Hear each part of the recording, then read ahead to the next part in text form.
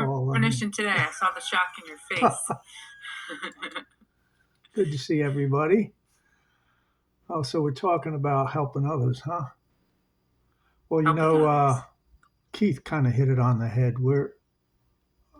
Our literature tells us we're selfish and self-centered to the extreme.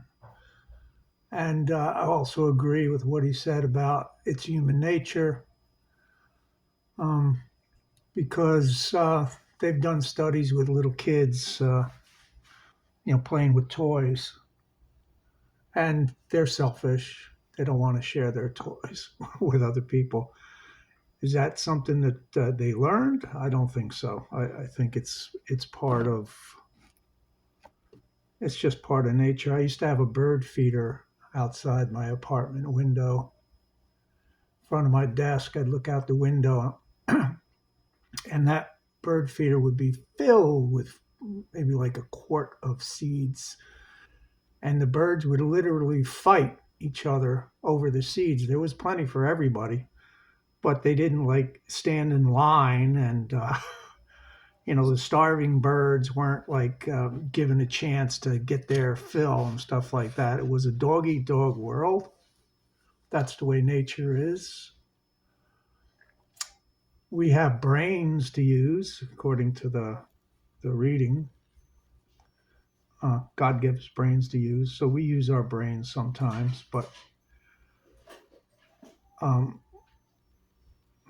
again, this is like, I don't know, I think I have to do my fourth step over again soon, because I feel myself just slipping back into pre AA thinking, like, who can I really help? Really? I mean, like, to set out to help someone, every time I've set out to help someone, set my mind, I'm going to help that person. I'm going to help that person get sober. I'm going to help that person stay sober, and failed, and been disappointed, and been resentful, and hurt myself in the process. Um, our literature tells us that we cannot remove our own character defects. Only God can remove our character defects. So, how can I presume that I have the power somehow to help someone else remove their personality defects? I can't, unless my higher power wants to use me as a tool, which is fine, because I'm being used as a tool whether I like it or not. I'm not asked by my higher power if I feel like doing something. I'm just forced into it, and that's where the acceptance comes in. So I have to accept the person that I am. I have to accept the person that others are. There's people that I would like to help change uh, for their own good in my mind, but I can't do that. You know, um, one thing I can do is I can set an example. I'll give you a quick example of how I set an example. Um, when I first came into the program, I guess the whole cell phone thing just started, and I didn't see a lot of people with cell phones. A few. Now, 16 years later, this new group that I'm in, and sometimes there's as many as 50 people in this room, I, I leave my cell phone in the car, setting an example, because I don't think that a cell phone has any place in a meeting. It's only 1 hour, okay? I think we're there to, help ourselves, listen to other people share, listen to the readings, and try to learn something. But yet, when I look around the room, somebody is sharing some heartfelt thing about their past, or um, some guy was sharing about his child dying, and somebody's sharing about cancer that they're battling, and somebody's sharing about how they had decided that they needed electroshock therapy on their brain because they couldn't get out of their depression. And like, I'm looking around the room and people are on their phone. And what is it, an emergency that like 25 people have an emergency that their phone went off and they have to like look at their phone right now? There's people sending texts, there's people watching movies, there's people playing games. I'd like to change that, but I brought it up at a business meeting in my Florida home group once.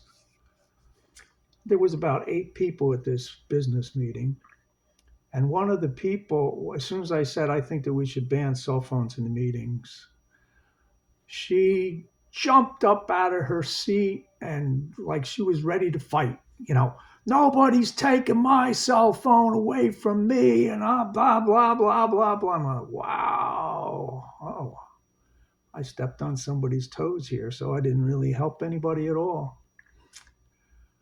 I don't know.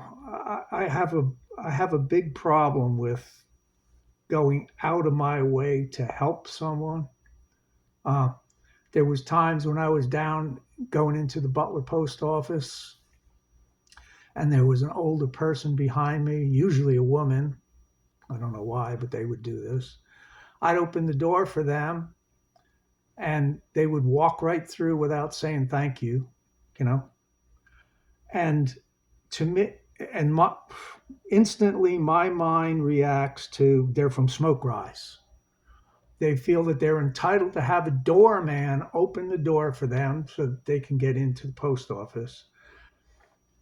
And that's my initial reaction. Of course, I don't have any control over my first reaction.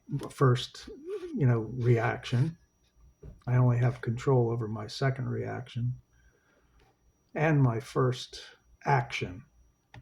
So how can I help people? The way I help people is I go to meetings on a regular basis.